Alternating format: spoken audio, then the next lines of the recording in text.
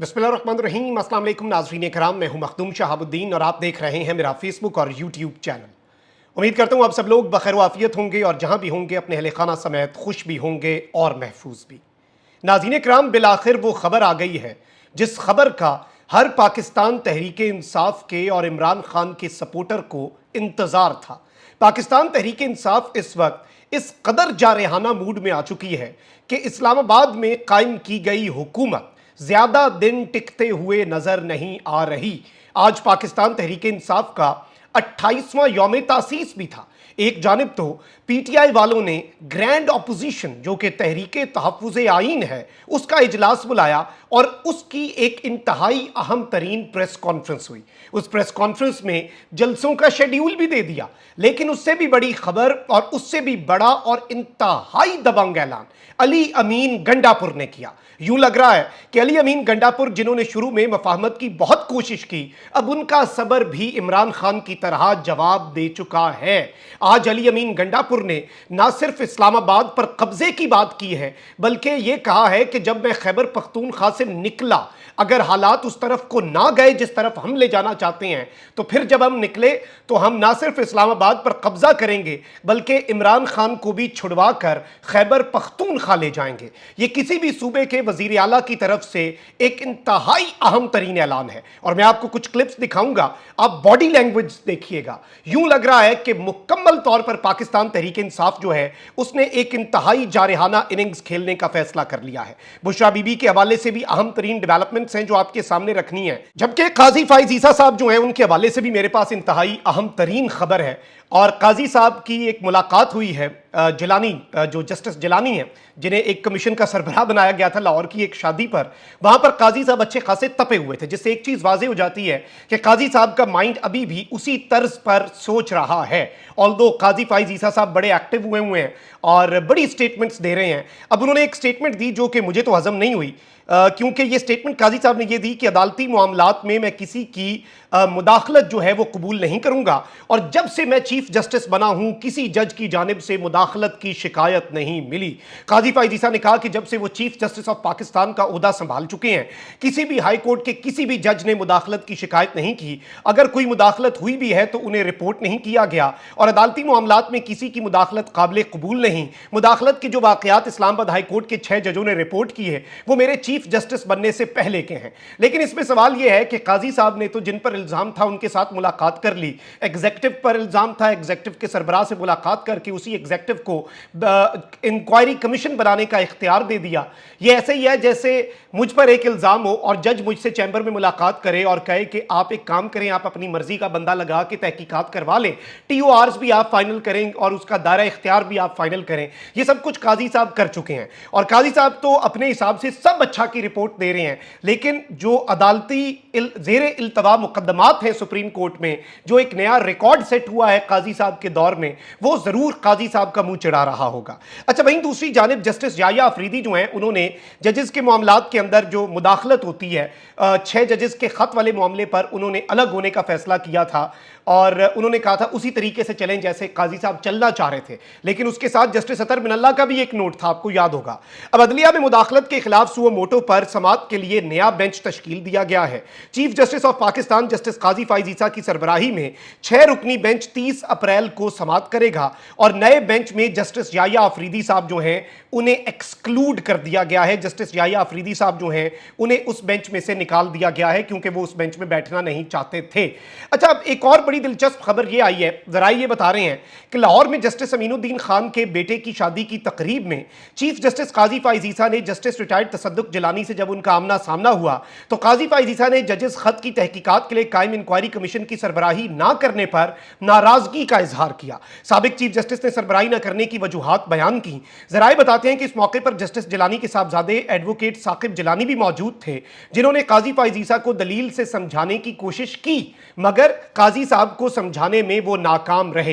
यानी काजी साहब इस बात पर गुस्सा है कि जस्टिस जिलानी जो हैं उन्होंने उस इंक्वायरी कमीशन की सरबराही से इनकार क्यों किया कि वो और काजी साहब को यू टर्न क्यों लेना पड़ा, और ये तारीखी यू टर्न था। तो इस चीज से भी एक चीज वाजे हो चुकी है कि काजी साहब का माइंड, काजी साहब बैठ के ये कह रहे होंगे कराची के अंदर के रेंजर्स के हेडक्वार्टर के सामने से सिक्योरिटी नाके हटा दें, लेकिन वो मिलिट्री कोर्ट्स में सिविलियन के ट्रायल वाले केस में बैठने से कासिर हैं। वो शायद यूं लग रहा है कि वो उसमें हेजिटेंट है और वो उस पर फुल कोट भी नहीं बनाते। अब इस मामले के अंदर भी इसी तर्ज पर चीजें जो हैं वो चल रही हैं। अच्छा, वहीं दूसरी जानिब कुछ और चीजें भी मैं आपके सामने रख दूं, और खबरें चूंकि बहुत ज्यादा हैं, काफी इनसाइड डेवलपमेंट्स हैं, और इस वक्त पाकिस्तान का पॉलिटिकल लैंडस्केप और जो हीट है वो पाकिस्तान तहरीक इंसाफ ने बढ़ा दी है। इस वक्त अलर्ट जो है वो जारी हो चुका है। लेकिन सबसे पहले मैं बुशरा बीबी के हवाले से कुछ डिटेल्स आपके सामने रख दूं। नहीं मैदर पंजोथा की बुशरा बीबी से अडियाला जेल में तो मुलाकात नहीं, उन्हीं बनीगाला सब जेल जो है वहां पर मुलाकात हुई, और उन्होंने कहा कि सबसे पहले बताऊं कि उन्होंने कहा कि जब उनको गिरफ्तार किया गया उनको कोई बीमारी नहीं थी, ना ही ब्लड प्रेशर की, ना दिल की, ना मैदे की। आज बीबी साहिबा को बात करते हुए सांस लेने में दुश्वारी हो रही थी। उनके बाजू और छाती में दर्द होता है। जब उनकी ईसीजी करवाई गई थी तो उसमें क्यू लाइन वाजे नजर आई, जो कि दिल के अटैक की निशानी है। आज उन्होंने बताया कि किडनी में भी दर्द होता है। कल उन्होंने पानी की 7 बोतलें पी। उन्होंने कहा कि वो पागल नहीं है कि 7 बोतलें पिए। बीपी उनका नॉर्मल 80 से 110 पर रहता था, जो कि अब 160 तक पहुंच जाता है। उन्होंने कहा कि ऐसा कहा जा रहा है कि परेशानी की वजह से उनका बीपी हाई हुआ। उन्होंने कहा कि मैं कोई परेशान नहीं हुई, कप्तान और इस मुल्क के लिए मैं डटकर खड़ी हूं। उन्होंने कहा कि वो उल्टा सोती हैं तो लेफ्ट साइड पसलियों में दर्द होता है, जो कि पहले कभी नहीं होता था। उन्होंने हाई कोर्ट मेडिकल वाली दरखास्त में पेश होने का कहा कि मुझे क्यों नहीं बुलाया जा रहा, मैं वहां आकर जजेस को खुद बताना चाहती हूं। दूसरा, उन्होंने इद्दत केस में भी पेश होने का कहा है कि मुझे वहां भी बुलाया जाए ताकि मैं अपना मौकफ दूं। जब दूसरों को बुलाया जा रहा है तो मुझे क्यों नहीं बुलाया जा रहा। उन्होंने कहा कि ये अफवाहें फैला रहे हैं कि मैं रिहाई चाहती हूं। उन्होंने कहा कि मुझे कैद का खौफ होता तो मैं खुद चलकर अडियाला जेल गिरफ्तारी देने ना जाती। उन्होंने कहा कि जितना मर्जी रख लें, मैं डट कर खड़ी हूं। आखिर में इन्होंने ये कहा, नहीं मैदर पंजोता ने, कि मैं ये कहना चाहूंगा कि इलाज करवाना उनका कानूनी हक है। हम प्राइवेट हॉस्पिटल से उनके अपने डॉक्टर्स की निगरानी में इलाज का मुतालबा करते हैं, और जिन्होंने जहर दिया है बुशरा बीबी को, उनके खिलाफ कार्रवाई का मुतालबा करते हैं। यानी अब इस सब के ऊपर कोई पीछे अबहाम नहीं रह गया। बुशरा बीबी का अपना मौकफ जो है, जो कि इंतहाई तशवीशनाक है, वो इस वक्त सामने आ चुका है। अच्छा, वहीं दूसरी जानिब इस हुकूमत के लिए मुश्किलात तो बढ़ती जा रही हैं। जमात इस्लामी के अमीर हाफिज नईमुर रहमान ने भी एक स्टेटमेंट दी, और इन्होंने स्टेटमेंट जो दी है मैं उससे इत्तफाक करता हूं कि जिन्होंने फैसले किए और उन फैसलों के नतीजे में जिन्हें हुकूमत में लाया गया, दोनों फंसे हुए हैं। और चलती हुकूमत को खत्म करके मुल्क को बहरान में धकेलने वाली जमातें अवाम से माफी मांगें। फॉर्म 45 की बुनियाद पर नताइज तैयार करने के सिवा कोई रास्ता नहीं है। यानी इमरान खान का मौकफ के मैंडेट वापस किया जाए, उस मैंडेट की जमात इस्लामी ने भी आज तायद कर दी है। और इन्होंने कहा है कि एक चलती हुकूमत यानी इमरान खान की हुकूमत को भेजकर हुकूमत में आने वाली जमातें जो हैं वो अवाम से माफी मांगे, और जिन्होंने फैसले किए और जो इन फैसलों के नतीजे में लाए गए सब फंस चुके हैं। वहीं दूसरी जानिब कप्तान जो है वो भी एक जारहाना हिकमत अमली पर अमल पैरा है। शेर अफजल मरवत ने खान साहब से मुलाकात कर उन्होंने कहा कि कोई डील नहीं, कोई मफाहमत नहीं, एहतजाज एहतजाज एहतजाज, और अवाम के अंदर जाकर ही अपना हक मांगा जाएगा। लेकिन उससे पहले, और जो ज्वाइंट ऑपोजिशन ग्रैंड ऑपोजिशन का इजलास हुआ है उसकी प्रेस कॉन्फ्रेंस और जलसों के ऐलान से पहले अली अमीन गंडापुर जो है, पाकिस्तान तहरीक इंसाफ 28 साल की हुई है और यौम तासीस है, उस पर अली अमीन गंडापुर ने आज जो बातें कर दी हैं और आज जो बॉडी लैंग्वेज थी, मैं उस पूरे खिताब में से 40-40 सेकंड के बस 2 क्लिप आपके सामने रखूंगा और आप पूरा मुद्दा समझ जाएंगे।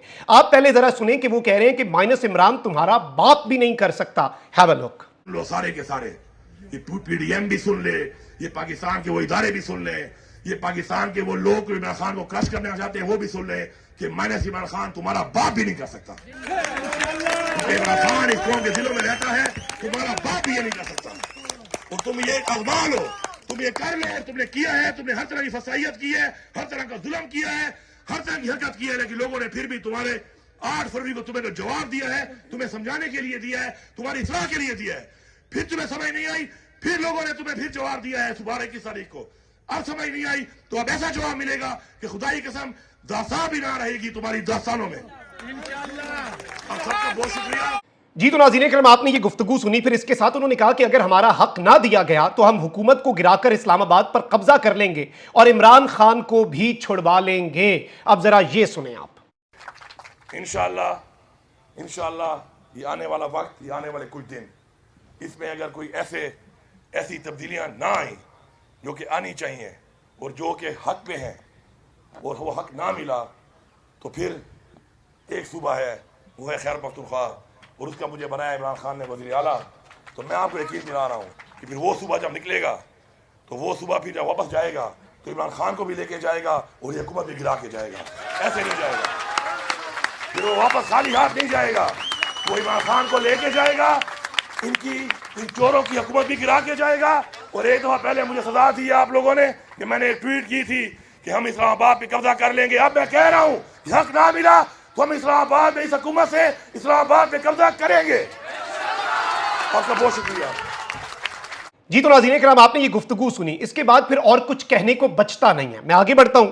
سب سے پہلے میں آپ کو یہ بتا دوں کہ اپوزیشن کی جو گرینڈ الائنس ہے اس کا بھی اہم ترین اجلاس خیبر پختونخوا ہاؤس میں ہوا. اپوزیشن گرینڈ الائنس کے اجلاس میں آئندہ حکمت عملی مرتب کرنے کے اوپر تمام تر چیزیں ڈسکس ہوئیں.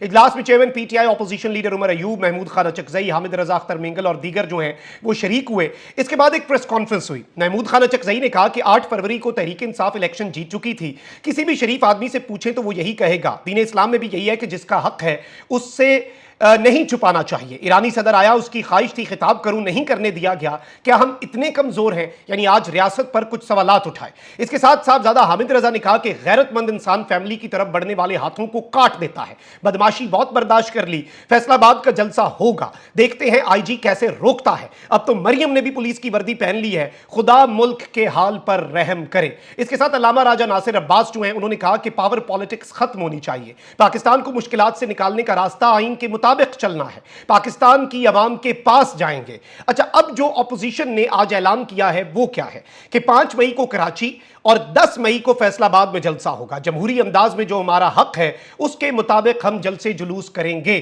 یہ دن بڑے اہم ہیں، کراچی اور فیصل آباد، 5 اور 10 مئی، یعنی 9 مئی سے پہلے بھی اور 9 مئی کے ایک دن بعد بھی پاکستان تحریک انصاف انتہائی اہم ترین جلسہ کرنے جا رہی ہے. This is a very big development. Comment section میں رائے کا اظہار ضرور کریں. اپنا بہت خیال رکھیں. اللہ نگہبان. پاکستان زندہ باد.